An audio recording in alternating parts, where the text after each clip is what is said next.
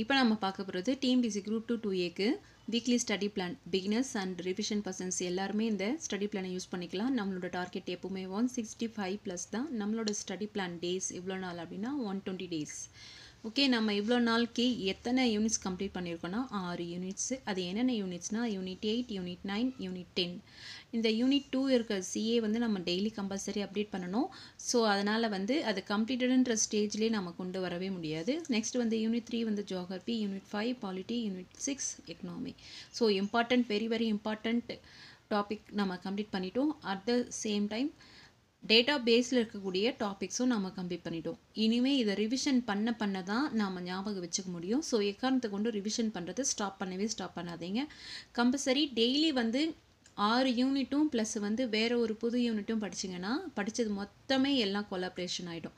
So அதனால் ஒரு நாளைக்கு ஒரு யூனிட், இன்றைக்கி ஒரு யூனிட் 8 ரிவிஷன் பண்ணால் மறுநாள் வந்து யூனிட் 6 ரிவிஷன் பண்ணுங்கள். எது உங்களுக்கு கஷ்டமாக இருக்கோ, இப்போ வந்து சப்போஸ் ஒரு லெசன் படிக்கிறீங்க, புதுசாக ஒரு லெசன் படிக்கிறீங்க அப்படின்னா அது கஷ்டமாக இருந்ததுன்னா அதுக்கப்புறமா ரிவிஷன் பண்ணக்கூடிய டாபிக் வந்து என்ன டாப்பிக்காக இருக்கணும்னா ஈஸியாக இருக்கிற மாதிரி வச்சு ரிவிஷன் பண்ணிக்கோங்க. அப்படி பண்ணும்போது இன்ட்ரெஸ்டடாக இருக்கும் படிக்கிறதுக்கு. ஓகேங்களா? நெக்ஸ்ட் வந்து இப்போ நம்ம என்னென்ன டாபிக் கம்ப்ளீட் பண்ணியிருக்கோம்னு சொல்லியாச்சு. நெக்ஸ்ட்டு இந்த வாரம் நம்ம என்ன கம்ப்ளீட் பண்ண போகிறோம்னா இந்தியன் ஹிஸ்ட்ரி அண்ட் கல்ச்சர் அந்த டாபிக் கம்ப்ளீட் பண்ண போகிறோம், யூனிட் கம்ப்ளீட் பண்ண போகிறோம். இதில் வந்து இந்த கம்ப்ளீட் பண்ணுறதோட ப்ளஸ் வந்து நம்ம டெய்லி என்னென்ன யூனிட்ஸ் வந்து ரிவிஷன் பண்ணணும் அப்படின்ற லெசன்ஸும் கொடுத்துருக்கேன். ஓகே, மண்டே வந்து பார்த்தீங்கன்னா யூனிட் 8 ரிவிஷன் பண்ணுறோம். டியூஸ்டே வந்து unit 9, Wednesday unit 10, Thursday unit 3, Friday unit 5, Saturday unit 6. Unit 6ன்றது எக்கனாமி. ஸோ உங்களுக்கு எப்படி விருப்பப்படுறீங்களோ அந்த மாதிரி இந்த ரிவிஷன் இதுவும் மட்டும் மாற்றிக்கோங்க.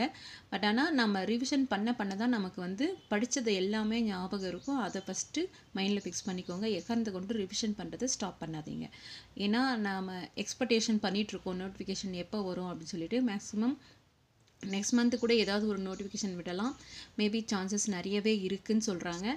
ஸோ எதுக்கு இருந்தாலும் எந்த நோட்டிஃபிகேஷன் வந்தாலுமே குரூப் 4 இல்லை குரூப் 2 எது வந்தாலுமே தயவு செஞ்சு ரெடியாக இருங்க. குரூப் 4னா ஜஸ்ட்டு நீங்கள் இலக்கணம் மட்டும் எக்ஸ்ட்ரா படிக்கிறதா இருக்கும். ஸோ சைட் பை சைடு எனக்கு கேட்டிங்கன்னா இலக்கணமும் படிச்சுட்டு வரதில் தப்பே கிடையாது.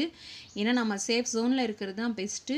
இது நீங்கள் படிச்சிங்கனாலே குரூப் 2 படித்தாலே குரூப் 4க்கு உங்களுக்கு படிக்கிறதுக்கு கஷ்டமாக இருக்காது. ஸோ குரூப் 2வே எய்ம் பண்ணுங்கள். ஆனால் இது வரைக்குமே எதுவும் கன்ஃபர்மேஷனாக சொல்லலை, யாரும் கன்ஃபர்மேஷனாக சொல்லலை. இப்போ வந்து இளநிலை ஆய்வாளர் அப்படின்ற ஒரு போஸ்டிங்காக, இளநிலை ஆய்வாளர்னு இல்லை குரூப் 4 போஸ்டிங்காக வேக்கன்சி இருக்குதுன்னு சொல்லிட்டு நம்ம சிஎம் சாரே சொல்லியிருக்காங்க. ஸோ அவங்களே சொல்லியிருக்கும் போது நம்ம அதை அசால்ட்டாகவும் விட முடியாது. நம்ம சேஃப் ஜோனில் இருக்கிறது தப்பு கிடையாது. சைட் பை சைடு வந்து நீங்கள் வந்து பார்த்திங்கன்னா குரூப் 4க்கு உண்டான சிலபஸும் கொஞ்சமாக அப்படியே கூட ஆட் பண்ணி படிச்சுட்டு வாங்க. இப்போ தமிழ் படிக்கும்போது கூட ஃபுல்லாக அட்டை டு அட்டைன்னு சொல்லுவாங்கள்ல, அந்த மாதிரி படிச்சுட்டு வாங்க. ஓகேங்களா? ஓகே, இப்போ மண்டே வந்து பார்த்திங்கன்னா 11th வால்யூமில் eleventh volume first volume 11th standard 5th lesson தென்னிந்தியாவில் சமுதாய உருவாக்கம் அப்படின்ற லெசன் படிக்கிறோம். ப்ளஸ் 7th குப்தர்கள் அப்படின்ற லெசனும் படிக்கிறோம். 11th ஸ்டாண்டர்ட்லேயே 5th lesson 7th lesson 2 lesson படிக்கிறோம் ஹிஸ்ட்ரியில். ப்ளஸ் டெய்லி இப்போ ஏன் 2 லெசன் கொடுத்துருக்கோன்னா இந்த வாரம் கொஞ்சம் முடிச்சிடலாம், பிடிச்சி முடிச்சோம்னா இந்த வாரம் முடிச்சிடலாம். நெக்ஸ்ட்டு INM அது ரொம்ப ஈஸியாக இருக்கும். இருக்கிறதுல கொஞ்சம் ஹிஸ்ட்ரியில் கஷ்டமாக இருக்கிறது எதுனா ஹிஸ்ட்ரி அண்ட் கல்ச்சர் தான். ஏன்னா அது அந்த காலத்தில் இருக்கக்கூடியது, நிறைய டேட்டாஸ் இருக்கக்கூடியதாக இருக்கும். பட் இந்த காலத்தில் இருக்கிற நம்ம விடுதலை போராட்டம் நம்ம அப்பப்போ படிச்சுட்டே இருக்கிறதுனால நமக்கு அது ஈஸியாக தான் இருக்கும். ஸோ அதை நெக்ஸ்ட் வீக் நான் வச்சுருக்கேன். இந்த வாரம் இதை கம்ப்ளீட் பண்ணிட்டீங்கன்னா ஒரு யூனிட் வந்து கம்ப்ளீட் ஆகிடும். ஓகே, இப்போ டெய்லி ரிவிஷன் ஒரு யூனிட் பண்ணுறீங்க, ப்ளஸ் டெஸ்ட்டும் ப்ளஸ் ப்ரீவியஸ் இயர் கொஷின் பேப்பரும் பார்க்கணும்.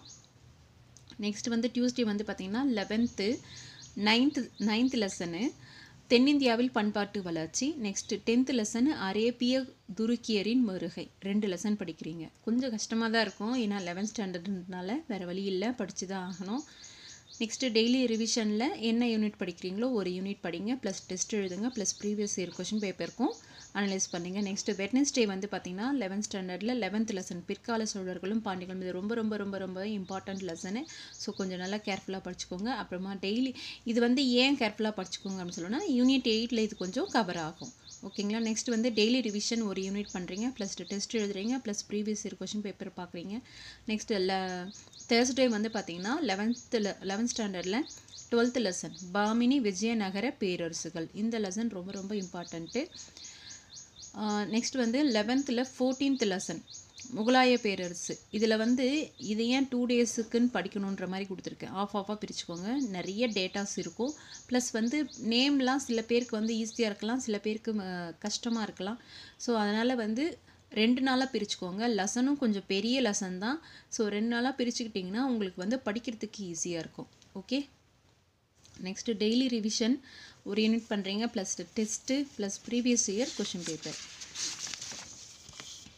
நெக்ஸ்ட்டு ஃப்ரைடே வந்து பார்த்திங்கன்னா 15th லெசன் மராத்தியர்கள், அதுக்கப்புறமா 18th லெசன் ஆங்கிலேய ஆட்சிக்கு தொடக்க கால எதிர்ப்புகள். இப்போ நம்ம அப்படியே வந்து ஐஎன்எம் கிட்ட வந்தாச்சு. இப்போ நம்ம ஹிஸ்ட்ரியை கண்டினியூ பண்ணிங்கன்னா அப்படியே நமக்கு ஐஎன்எம் வந்துடும். இப்போ இதோட வந்து நமக்கு வந்து ஹிஸ்ட்ரி அண்ட் கல்ச்சர் வந்து கம்ப்ளீட் ஆகுது. இது ஸ்டார்டிங்கு. இருந்தாலும் நம்ம அதை வந்து அந்த இதில் வந்து படித்து தான் ஆகணும். படிச்சுக்கிறது தப்பு கிடையாது. எப்படி இருந்தாலும் நமக்கு ஐஎன்எம்ல இது கவர் ஆக தான் போகுது. மராத்தியர்கள், அதுக்கப்புறமா ஆங்கிலேய ஆட்சிக்கு தொடக்க கால எதிர்ப்புகள். இதோட வந்து ஹிஸ்ட்ரி அண்ட் கல்ச்சர் கம்ப்ளீட் ஆகுது. இந்த யூனிட் இந்த வாரம் கம்ப்ளீட் பண்ணிடணும். 15th lesson 18th lesson plus daily ரிவிஷனில் ஒரு யூனிட் பண்ணுறீங்க, ப்ளஸ் டெஸ்ட் எழுதுறீங்க, ப்ளஸ் ப்ரீவியஸ் இயர் கொஷின் பேப்பரும் அனலைஸ் பண்ணுறீங்க. நெக்ஸ்ட்டு சாட்டர்டே வந்து பார்த்தீங்கன்னா 11th standard 5th lesson to 11th lesson. 11th ஸ்டாண்டர்டில் 5th லெசன்லேருந்து 11th லெசன் வரைக்கும் நடுவில் நம்ம என்னென்ன லெசன் கொடுத்தோமோ அது எல்லாமே ரிவிஷன் பண்ணுறீங்க. ப்ளஸ் சாட்டர்டே ரிவிஷன் என்ன கொடுத்துருமோ அந்த டாப்பிக்கும் ரிவிஷன் பண்ணிவிட்டு test plus previous year question paper. Next Sunday வந்து பார்த்தீங்கன்னா 11th standard 12th lesson 12th to 18th lesson வரைக்கும் ரிவிஷன் பண்ணணும். ப்ளஸ் ரிவிஷன் அன்றைக்கி என்ன யூனிட் கொடுத்துருப்போமோ அதையும் பண்ணிடணும். ப்ளஸ் ஒன் டைம் அதை வந்து என்னென்ன இப்போ வந்து மொத்தம் 6 நாள் கொடுத்துருப்போமா, 7வது நாள் வருதா, அப்போ 7வது நாள் வந்ததுன்னா அது எல்லாமே ஒன் டைம் ரிவிஷன் பண்ணிவிட்டு பாஸ்ட் ரிவிஷன் பண்ணிவிட்டு சிஏ இந்த வாரம் ஃபுல்லாக சிஏ கண்டிப்பாக டெய்லியுமே அப்டேட் பண்ணியிருப்பீங்க. இந்த வாரம் ஃபுல்லாக என்னென்ன அப்டேட் பண்ணீங்களோ அதை அப்படியே அந்த வாரத்தில் லாஸ்ட் எண்டிங்கில், அதாவது சண்டே வந்து டெஸ்ட் எழுதுறீங்க. அப்படி பண்ணிங்கன்னா தான் உங்களுக்கு வந்து ஈஸியாக இருக்கும். ஸோ நம்மளால் சிஏவும் வந்து தனியாக அந்த டைமுக்குன்னு அதுக்குன்னு ஒரு நாள் வச்சு படிக்க தேவையில்ல. டெய்லியுமே நீங்கள் சிஏ அப்டேட் பண்ண உடனே அதை உட்காந்து ஒரு டைம் படிச்சிடுங்க. ஒரு 10 minutes அப்படியே நம்ம டேஃபில் தான் நான் பண்ணிகிட்ருக்கேன். அது நான் எழுதும்போதே அவர் சொல்ல எழுதும்போதே எனக்கு மெமரியில் வந்துடும். லாஸ்ட்டாக வந்து சாட்டர்டே ஒன் டைம் படிக்கிறது இருந்தால் படிக்கலாம், இல்லைனா சண்டே அவங்களும் டெஸ்ட் வைக்கிறாங்க, நீங்கள் அவங்களோட டெஸ்ட்டையும் கண்டக்ட் ஃபாலோ பண்ணுறது தான் பண்ணலாம், இல்லை நீங்களே கூட ஓன் டெஸ்ட்டு வீட்டிலே கூட எழுதி பார்க்கலாம். ஸோ இது என்னோட ஸ்ட்ராட்டஜி. இந்த ஸ்ட்ராட்டஜி கண்டிப்பாக உங்களுக்கு யூஸ்ஃபுல்லாக இருக்கும்னு நினைக்கிறேன். இனிமே படிக்கக்கூடிய டைம்லாம் கொஞ்சம் அதிகப்படுத்தி ஃபுல் அண்ட் ஃபுல் ஃபோக்கஸ்லேயே வந்து இருங்க. ஏன்னா மேக்ஸிமம் நம்ம எக்ஸ்பெக்டேஷன் பண்ணலாம். ஓகே, குரூப் 2 ஆர் குரூப் 4 எதனா வரட்டும், எதனா ஒன்றுத்தில் அப்ளை பண்ணி ஃபஸ்ட்டு போஸ்டிங் வாங்குகிற வழியை பார்ப்போம். அதுக்கப்புறமா குரூப் 2வோ இருந்தாலுமே அதுக்கப்புறமா கூட அப்ளை பண்ணிக்கலாம். இது என்னோடய சஜஷன். ஏன்னா ஒவ்வொருத்தருக்கும் ஒவ்வொரு மாதிரி ஃபேமிலி சுச்சுவேஷன் இருக்கும். இப்போ எனக்கே கூட வந்து பார்த்திங்கன்னா வீட்டில் கொஞ்சம் ரொம்ப ஃபோர்ஸ் பண்ண ஆரம்பிச்சிட்டாங்க. சரி, வேறு வழியே கிடையாது. குரூப் 4 இருந்தாலுமே குரூப் 2 தான் என்னோடய மெயின் எய்ம். குரூப் 4 வந்தாலுமே நான் அப்ளை பண்ணி எப்படியாச்சும் போயிட்டு அதுக்கப்புறமா குரூப் 2 கூட போய்க்கலாம், அப்ளை பண்ணிக்கலாம் அப்படின்ற ஐடியாவில் இருக்கேன். இந்த மாதிரி மைண்ட் செட்டில் நிறைய பேர் இருப்பீங்கன்னு நினைக்கிறேன். சப்போஸ் குரூப் 2 தான் போய் ஆகணும்னா நீங்கள் அதுவே ஃபோக்கஸ் பண்ணுங்கள். ஒவ்வொருத்தர் சுச்சுவேஷன் ஒவ்வொரு மாதிரி. ஓகே ஃப்ரெண்ட்ஸ், இந்த வீடியோ உங்களுக்கு கண்டிப்பாக யூஸ்ஃபுல்லாக இருக்கும்னு நினைக்கிறேன். யூஸ்ஃபுல்லாக இருந்ததுன்னா லைக் பண்ணுங்கள், ஷேர் பண்ணுங்கள், கமெண்ட் பண்ணுங்கள் அண்ட் மறக்காமல் சப்ஸ்கிரைப் பண்ணுங்கள். Thank you friends, by.